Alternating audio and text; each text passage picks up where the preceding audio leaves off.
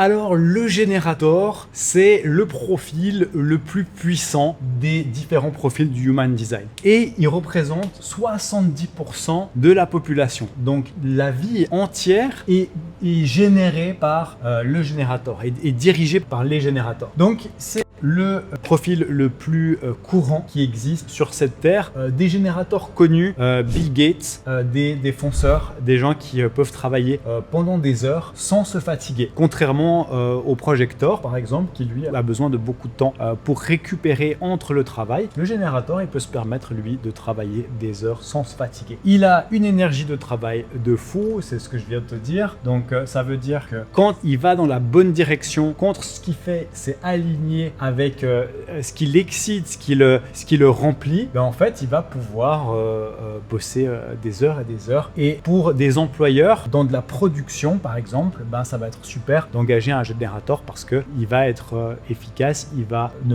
pas se fatiguer rapidement.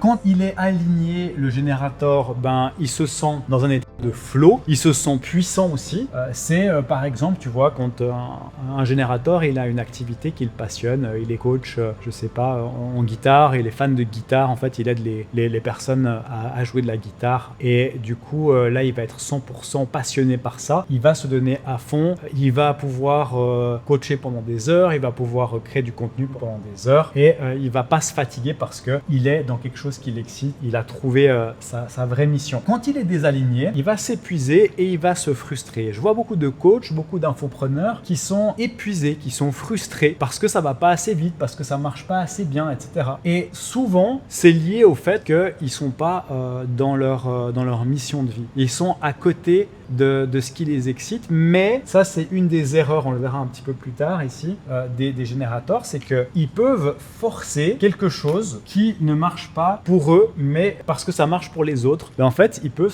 se forcer à se dire ok, je m'en fous, je vais continuer, je vais forcer, au bout d'un moment ça va passer. Et j'en vois tellement des comme ça, des générateurs qui sont passionnés par ce qu'ils font, mais qui veulent juste forcer, qui veulent juste y arriver. Ils vont tout faire pour arriver à leur objectif, même si c'est pas ce qui les allume de l'intérieur. Et ça, cette stratégie-là, c'est le meilleur moyen pour un générateur de se casser la gueule. Ils ont un sacral qui est défini, ça veut dire qu'ils ont une source d'énergie qui est stable. C'est des personnes, comme je te dis, elles vont pas vaciller. Il n'y a pas un jour où elles vont être j'ai plus d'énergie, je peux plus bosser. Et puis un autre jour, elles vont se dire là aujourd'hui, je suis plein d'énergie, je peux bosser. En faisant la même chose. Donc tu vois, elles sont assez stables dans la durée. Dès qu'elles font quelque chose qui les excite, en fait, elles peuvent tous les jours, elles vont travailler avec plaisir. Moi, je les vois un petit peu comme les fourmis travailleuses. Les générateurs, c'est la fourmi qui travaille toute la journée et qui fait les allers-retours comme ça, sans s'épuiser. Au contraire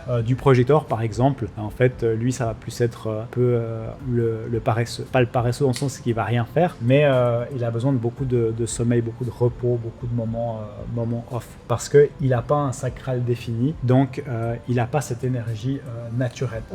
Sa meilleure stratégie au générateur, c'est de répondre à la vie. Donc je vais donner un exemple.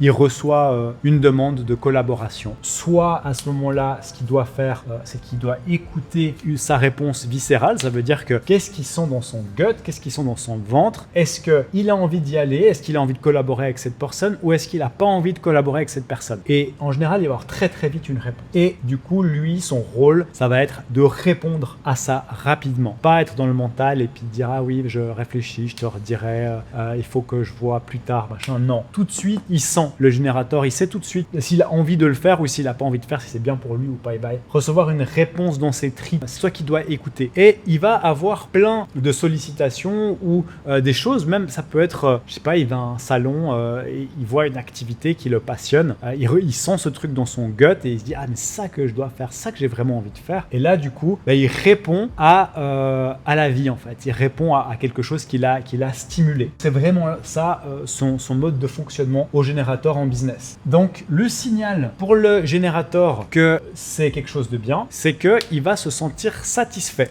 Au fond de lui, il va sentir de la satisfaction. Donc c'est vraiment comme ça qu'il va savoir si ce qu'il fait c'est juste ou si ce qu'il fait c'est faux. Si toi t'es générateur, en fait, si tu vois que t'es pas satisfait la plupart de tes journées, c'est certainement que tu fais pas quelque chose qui qui t'allume, quelque chose qui te motive à fond.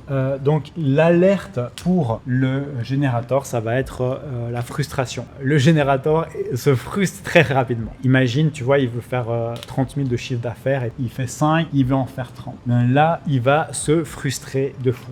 Il va être là, pourquoi j'arrive pas à faire ces 30 et il va essayer de forcer. Il va essayer de forcer, mais ça va pas marcher. Parce que le problème, certainement, si ça marche pas et qu'il n'arrive pas à faire ce chiffre-là, c'est souvent lié au fait qu'il est pas dans la bonne direction et qu'il n'a pas encore trouvé exactement ce qui est fait pour lui. Donc, il va travailler sur des projets qui l'excitent parce que c'est ça son but, c'est ça qu'il doit faire. Lui, ce qui va marcher pour lui, c'est d'utiliser une stratégie avec laquelle il se sent bien. Ça va pas être d'essayer tous les jours d'inventer des nouvelles stratégies. Ça va être de rester sur quelque chose de stable qui marche pour lui, avec quoi il se sent bien. Tu vois, par exemple, ici, il aime bien le système VSL parce que ça lui parle, les vidéos. Ouais, c'est bien qu'il reste sur là-dessus, si ça marche bien et s'il se sent bien avec ça. Et c'est pas les profils qui vont devoir changer toutes les 3 jours de stratégie et dire ah bah tiens on va faire du Insta, ah tiens on va faire encore en plus du LinkedIn machin. Là en fait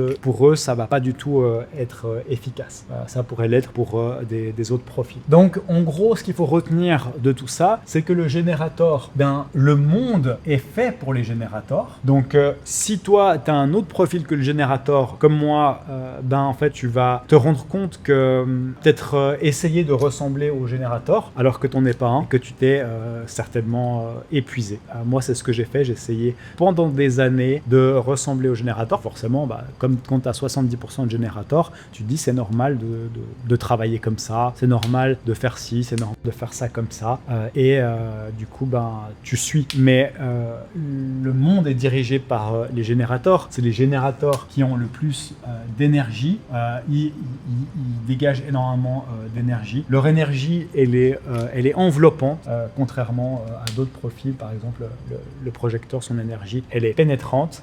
Le générateur c'est une énergie qui t'enveloppe. Et les générateurs ils peuvent être très très très puissants quand ils utilisent la bonne stratégie pour eux. S'ils utilisent les mauvaises stratégies, du coup ils vont passer à côté de leur plein potentiel et on va avoir ici une grosse dose de frustration chez eux. Voilà, c'était tout. Si toi tu as envie d'en savoir plus sur ton design et t'aimerais que je te fasse une analyse mais ultra détaillée sur qui tu es, quelles sont les meilleures stratégies pour toi, parce que là j'ai été très très vague mais il y a plein de choses dans le human design. Là on est resté vraiment en surface, mais il y a plein de sous-rubriques qui vont vraiment beaucoup changer. Ça va rester dans l'essence, oui, mais il y aura plein de petites autres subtilités qui vont être très très très utiles dans ton business pour développer ton business, pour avoir plus de clients, pour être aussi plus heureux dans ton activité, aimer ce que tu fais, avoir des clients qui te ressemblent et vraiment générer toute une structure autour de toi qui fonctionne comme un miroir. Tu vois, tu es là et si toi tu utilises des mauvaises stratégies, en fait ça va te frustrer, ça va t'énerver et du coup tu vas pas pouvoir progresser. Tandis que si ici le miroir, tu utilises une stratégie qui est exactement alignée à toi, à ton énergie, à ce que tu dégages, à ce qui te rend magnétique, forcément tu vas avoir des bien meilleurs résultats. Ton contenu va avoir beaucoup plus d'impact parce que tu seras aligné avec ton design. Si ce que je viens de te partager te parle, j'ai enregistré une vidéo spéciale pour toi. Dans cette vidéo, je vais t'expliquer pourquoi les stratégies qui marchent pour d'autres coachs ne marcheront peut-être jamais pour toi. Et surtout, comment trouver la stratégie qui colle à 100% à ton human design. Clique sur le lien juste en dessous, regarde la vidéo maintenant et tu verras comment transformer ton business pour attirer tes clients idéaux sans t'épuiser.